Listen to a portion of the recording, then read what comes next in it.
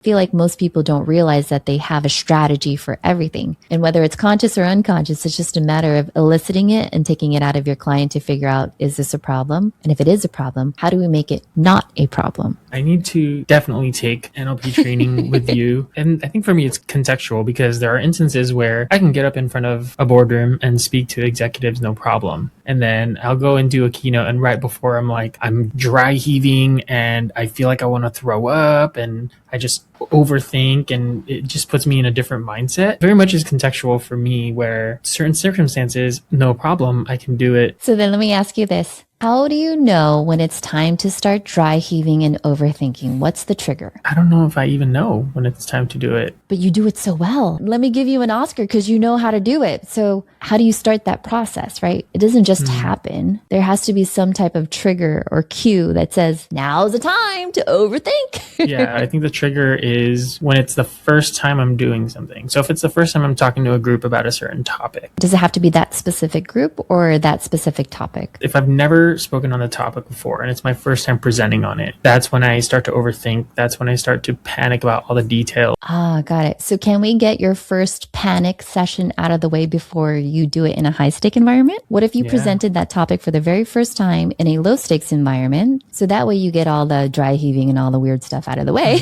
And it no longer becomes your first time and now it becomes your second time. All right, I'm going to sign up for NLP training with you. Doesn't that make sense though? It does make sense, yeah. So, and I think you would definitely appreciate it because again, you're someone that appreciates frameworks and processes. And all I'm doing is saying, so how do you do the process of that?